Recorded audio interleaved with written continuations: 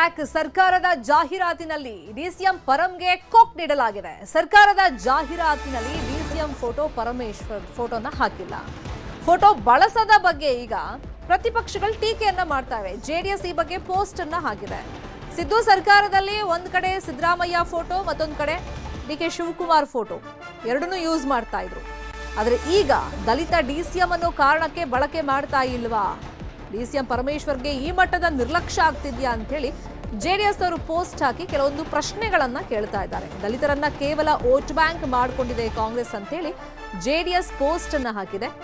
GBA ಭೂ guarantee ಜಾಹೀರಾತಿನಲ್ಲೂ ಕೂಡ ಉಪಮುಖ್ಯಮಂತ್ರಿಗಳ ಫೋಟೋವನ್ನ ಬಳಕೆ ಮಾಡಿಲ್ಲ. ನೂತನ ಬೆಂಗಳೂರು ಉಸ್ತುವಾರಿ ಸಚಿವರ ಭಾವಚಿತ್ರವನ್ನೂ ಹಾಕಿಲ್ಲ.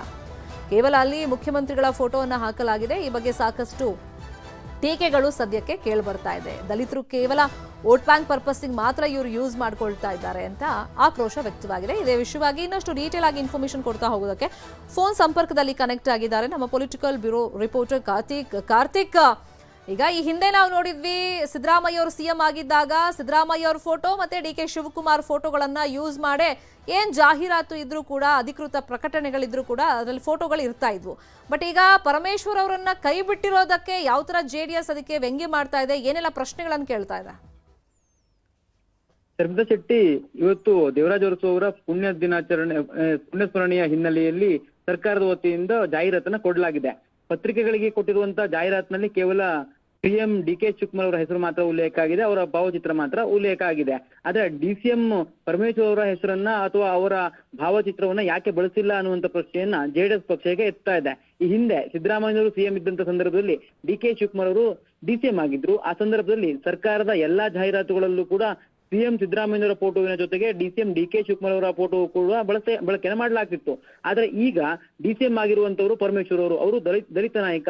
ಈ ಒಂದು ಕಾರಣಕ್ಕಾಗಿ ಅವರ ಫೋಟೋವನ್ನು ನೀವು ಬಳಕೆ ಮಾಡ್ತಾ ಇಲ್ವಾ ಅನ್ನುವಂತ ಪ್ರಶ್ನೆಯನ್ನ ಜೆಡಿಎಸ್ ಪಕ್ಷ ಎತ್ತಿದೆ. ಜೊತೆಗೆ ದಲಿತರ ಮೇಲೆ ಯಾಕೆ ನಿಮ್ಗೆ ನಿರ್ಲಕ್ಷ್ಯ, ದಲಿತರು ಕೇವಲ ವೋಟ್ ಬ್ಯಾಂಕ್ಗೆ ಮಾತ್ರ ಸೀಮಿತವಾ ಎನ್ನುವ ರೀತಿಯಲ್ಲಿ ಪ್ರಶ್ನೆಗಳನ್ನ ಜೆಡಿಎಸ್ ಪಕ್ಷ ಎತ್ತಿರ್ತಕ್ಕಂಥದ್ದು. ಸರ್ಕಾರ ಈ ಒಂದು ಜಾಹೀರಾತನ್ನ ಏನ್ ಕೊಟ್ಟಿದೆ ಅದರಲ್ಲಿ ಪರಮೇಶ್ವರ್ ಅವರ ಫೋಟೋವನ್ನ ಬಳಕೆ ಮಾಡದೇ ಇರುವಂತದ್ದನ್ನೇ ಉಲ್ಲೇಖ ಮಾಡಿರ್ತಕ್ಕಂಥ ಜೆಡಿಎಸ್ ಪಕ್ಷ ಇದನ್ನ ದಲಿತರ ವಿರೋಧಿ ಸರ್ಕಾರ ಎನ್ನುವಂತ ರೀತಿಯಲ್ಲಿ ಬಿಂಬಿಸುವ ನಿಟ್ಟಿನಲ್ಲಿ ಒಂದಿಷ್ಟು ಪ್ರಶ್ನೆಗಳನ್ನ ಎತ್ತಿರ್ತಕ್ಕಂಥದ್ದು.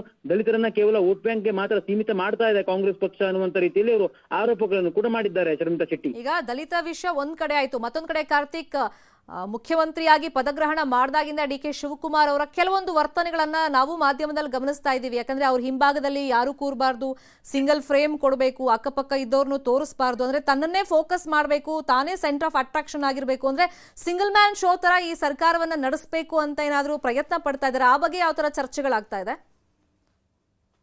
ನಿಶ್ಚಿತವಾಗಿ ಈ ರೀತಿಯ ಪ್ರಶ್ನೆಗಳನ್ನ ಒಂದು ರಾಜಕೀಯ ಪಕ್ಷಗಳು ಎತ್ತಿದಂತ ಸಂದರ್ಭದಲ್ಲಿ ಸಹಜವಾಗಿ ಅದಕ್ಕೆ ಹಿಂದೆ ಮುಂದೆಯೂ ಕೂಡ ಚರ್ಚೆ ಆಗತ್ತೆ. ಈ ಹಿಂದೆ ಸರ್ಕಾರ ರಚನೆ ಮಾಡಿದಂತ ಸಂದರ್ಭದಲ್ಲಿ ಅಂದ್ರೆ ಸಿಎಂ ಆಗಿ ಡಿಕೆ ಶಿವಕುಮಾರ್ ಯಾವಾಗ ಪದಗ್ರಹಣ ಮಾಡ್ತಾರಲ್ಲ ಆ ಸಂದರ್ಭದಲ್ಲಿ ಅದಕ್ಕೂ ಮುನ್ನ ಕಾಂಗ್ರೆಸ್ನ ಹೈಕಮಾಂಡ್ ನೊಂದಿಗೆ ಒಂದಿಷ್ಟು ಪ್ರಸ್ತಾವನೆಗಳು ಚರ್ಚೆ ಇತ್ತು. ಡಿಸಿಎಂ ಆಗಿ ಜಾತಿವಾರು ಪ್ರಾತಿನಿಧ್ಯದ ಮೇರೆಗೆ ಒಂದಿಷ್ಟು ಅವಕಾಶಗಳನ್ನ ಕಲ್ಪಿಸಬೇಕು, 2-3 ಡಿಸಿಎಂ ಅನ್ನ ಸೃಷ್ಟಿ ಮಾಡಬೇಕು ಅನ್ನುವಂಥದ್ದು. ಅದಕ್ಕೆ ತದ್ವಿರುದ್ಧವಾಗಿ ಡಿಕೆ ಶಿವಕುಮಾರ್ ಅವರು ಅಭಿಪ್ರಾಯವನ್ನು ಹೊಂದಿದ್ರು.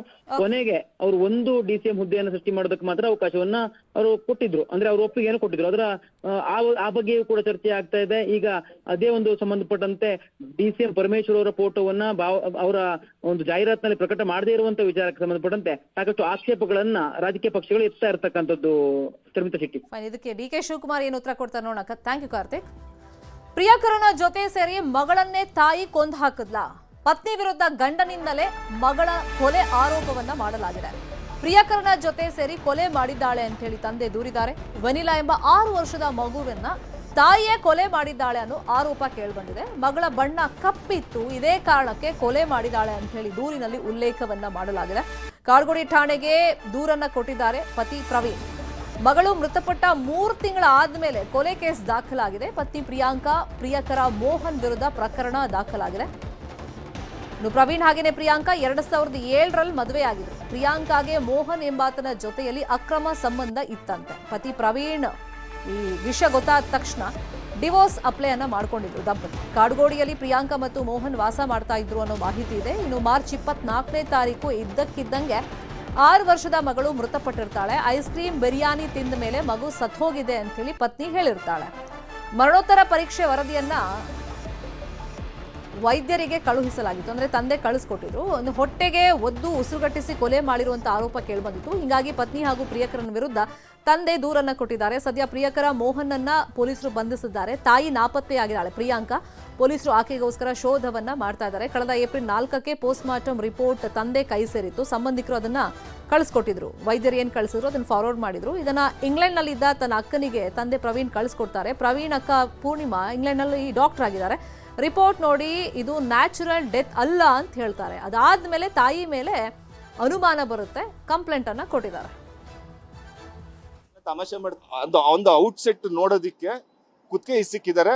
ಇಲ್ಲಿಗೆಲ್ಲ ಹೊಡೆತ ಬಿದ್ದಿದೆ ಸರ್. ಇಲ್ಲಿ ಅಬ್ಡೋಮನಿಗೆ ಹೊಡೆತ ಬಿದ್ದಿರೋದು 400 ml ಬ್ಲಡ್ ಇದೆ ಅಂತೆ ಸರ್. ಅಲ್ಲಿ ಅಷ್ಟು ಜೋರಾಗಿ ಹೊಡೆತ ಬಿದ್ದಿದೆ. ಒಂದು 5 ವರ್ಷದ ಮಗು ಅದು ಯಾವ ಮಾನವೀಯತೆ ಇದೆ ಜನರಿಗೆ ಗೊತ್ತಿಲ್ಲ ನೋಡಿ ಸರ್. ಮಗು ಮೇಲೆ ಏನು ದ್ವೇಷ ಇತ್ತು ಸರ್ ನಿಮ್ಮ ಹೆಂಡತಿಗೆ ಮತ್ತು ಅವರ ಪ್ರಿಯಕರನಿಗೆ? ಸರ್ ಅವನ ಮಕ್ಕಳನ್ನೇ ಬಿಟ್ಟು ಬಂದಿರೋ ನನ್ನ ಮಕ್ಕಳು ನೋಡ್ಕೊಂತೇನೆ ಸರ್. ಅವ್ನು ಫಸ್ಟ್ ಆಫ್ ಆಲ್ ಸರ್ ಅವಳಿಗೆ ನನ್ನ ಕಡೆಯಿಂದ ಏನೇ ವಸ್ತು ಇದ್ರೂ ಅದು ಅವಳಿಗೆ ಬೇಡ ಅಂತೆ ಸರ್. ಅವಳಿಗೆ ಸರ್ ನನ್ನ ದೊಡ್ಡ ಮಗಳು ಬಂದ್ಬಿಟ್ಟು ಒಳ್ಳೆ ಟೊಮೊಟೊ ಹಣ್ಣು ಇದ್ದಂಗೆ ಇದ್ದಾಳೆ ಸರ್. ಅವಳು ತುಂಬಾ ಚೆನ್ನಾಗಿದ್ದಾರೆ ಸರ್. ಅವರು ಚಿಕ್ಕ ಪಾಪು ಬಂದ್ಬಿಟ್ಟು ನನ್ನ ಕಾಂಪ್ಲೆಕ್ಷನ್ ಹುಟ್ಟಿದ್ದಾರೆ ಸರ್.